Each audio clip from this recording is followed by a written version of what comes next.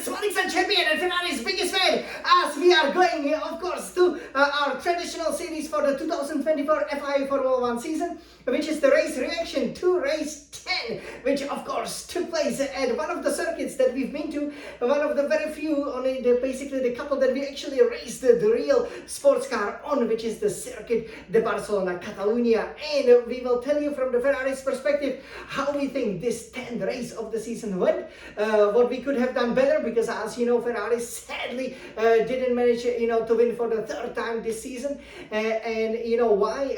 This was actually in fact probably the second worst race, and why it's a little bit worrying, but why there is so much hope, and what we can of course do to rectify that rather disappointing performance in Barcelona, where for example when I raced it, I was dominant there, so it was a little bit disappointing, especially because of course we are the big supporters, the biggest fans also of FC Barcelona, right? So Ferrari winning in Barcelona, that would be our dream, and we will then show you obviously how the race finished, and how the tables look like, and what we need to do to become the world champions, and of course because we are doing this race reaction on my happy names day to Jan the Smiling Sun champion. You can see my brand new haircut, so I'm ready for the summer 2024. I really cannot wait. I just came from the swimming pool, and that made me feel so much better. So going into the race, the issue was obviously that in the qualifying we were not able to maximize the performance, so we line up 5th and 6th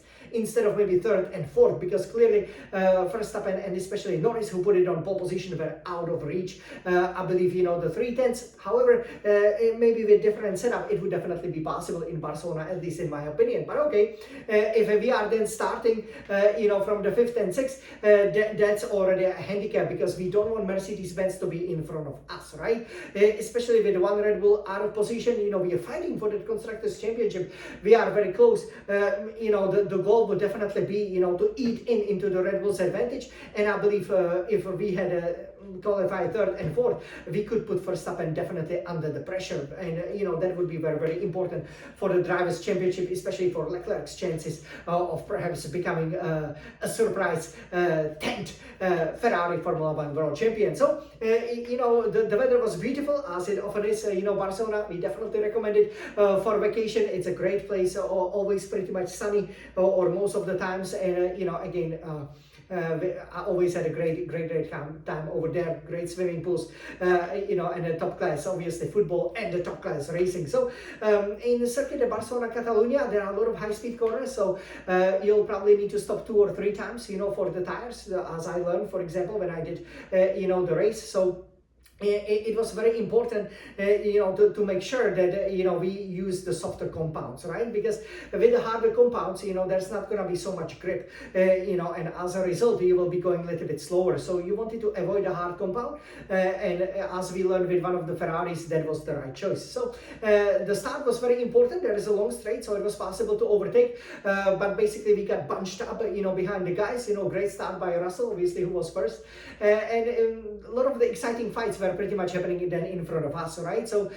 we pretty much line up 5th and 6th, with Leclerc in front of Sainz, and then there was the answering fights in the front.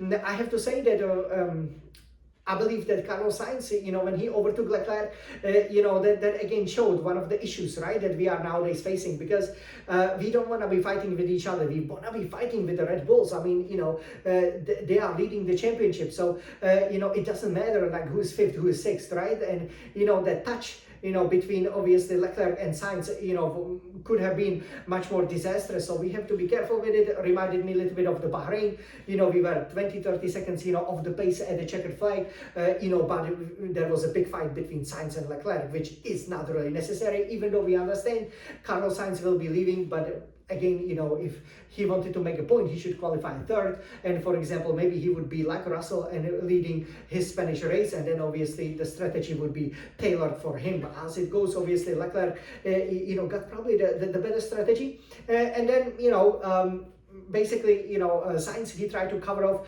Hamilton, right? And then almost gotten Russell, who they had a slow stop. So I thought, he should have been more brave. Again, it's his home race. Probably, Russell wouldn't punt him off the road, and he could have overtaken him. And, who knows, maybe he could have finished on the podium, right?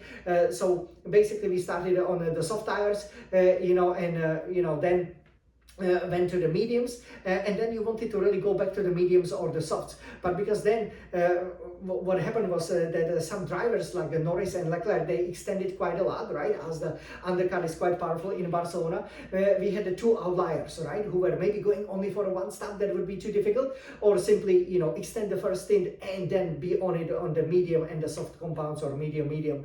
I believe that, with Charles and also with Norris, I don't think that was the best strategy, because they had to make up so much ground, and by the time you make up the ground, your tires are also shredded. So, for Leclerc, the issue was that, he would still have to, overtake few people, but nowadays overtaking in Barcelona is much easier, as you can follow out of that very, very fast, final section 3, and, that with the DRS obviously makes it much easier, unlike in the past. So I really hope the circuit will stay on the calendar, because it is so much fun, and especially that fight between Russell and Norris was very interesting. So you could see when Norris, for example, then tried to make up the place, he has gotten into a pretty decent position. But again, by that point, when Verstappen was leading, he could control the race. For the Ferraris, the issue obviously, then was that Leclerc would be then catching Sainz, but we did a good job, with the switchback when Sainz didn't find it. That's how it should obviously look like, if we want to be fighting with each other, right? So, but by that point, pretty much once also Sainz lost to Hamilton, there was not much to fight for. So as we will see, we pretty much, were on our own, the 5th and 6th place. I believe that with Leclerc, maybe they could have waited a little bit more, so he would have had more soft tires, and maybe would be able to attack Russell a little bit more, because the more delta you have, the better chance of overtake you will have. And with Sainz obviously going on a hard, it was just like Russell, they were simply, too slow throughout the stint, and as a result, the drivers who did the soft, medium, soft, simply overtook them. We thought maybe we would have a fight for a victory, but I believe Norris and McLaren screw it once again. They simply, cannot hold on to the lead, and as a result, I think, they're not ready for the World Championship challenge. But now they are second in the championship. Charles is now third, as we will see, and I believe, we could have won the race, but we would have to qualify third and fourth, maximize the performance, maximize the start. One of us leading, another being maybe third, fourth, we can split the strategy, put them under the pressure. And I believe, we generally could have fought with them, even though obviously Verstappen and Norris, they finished almost 20 seconds ahead of Hamilton, who finished third. Congratulations, by the way, Lewis Hamilton coming to Scuderia Ferrari. So, in the end, disappointing race, because 5th and 6th obviously means that that's the second worst result of the season, and we have to turn it around. There's no saying, okay, there's next year. We are very consistent.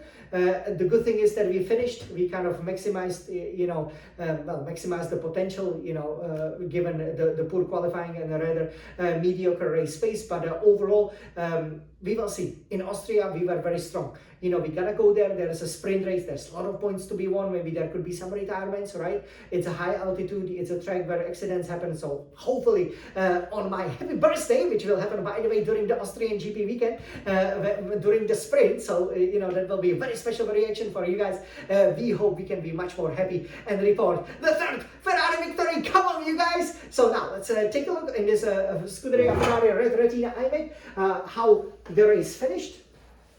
So you can see over here, Verstappen, another victory, did a pretty good job over there, with especially, the tire management and everything, and you can see that we finished, 20 to 30 seconds behind. So, the fact that even Piastri, closed down on Sainz is a little bit worrying, to be honest. But yeah, you can see over here in the actual Drivers' Championship. So Verstappen leading with 219 points, and then Norris has a 150, Charles Leclerc 148. Okay, so that means we're 71 points behind.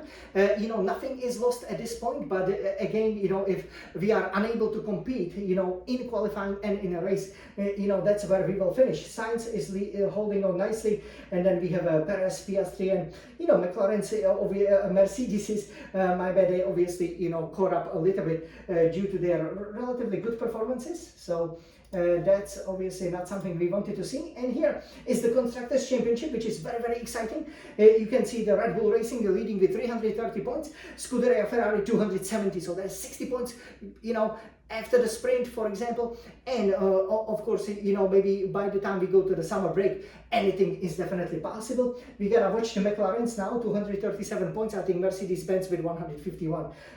You know, they won't challenge us, definitely not Aston Martin with 58. So yeah, that's sadly how it looks like over here in the championship. So not a good result for Ferrari at all, but again, you know, there's everything to play for. So you guys, I hope you will wish me a happy Names Day. You know, I cannot wait to go and celebrate and win the Formula 1 race, of course, on my own. I've always won on the Names Day, and yeah, have some wonderful cake. You know, this is a special tradition that we do. So as Ferrari's biggest fan, we can introduce it to you. Basically, according to the Christian calendar, if you know, your name falls on this date, it's the Names Day, and usually you get some nice sweets, for example, or the chocolate cake, or the cake of your choice, and it's like a small birthday. And you know, what a pity we couldn't celebrate it with a Ferrari victory, but we are the biggest fans, and we are sure we will be back in Austria, which is the place closest to where I was born, to go for the double sprint and the Grand Prix victory. So everybody, please support Scuderia Ferrari. We can definitely do it. Come on, you guys, Forza Ferrari!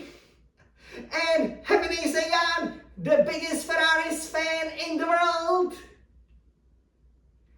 And how about my haircut?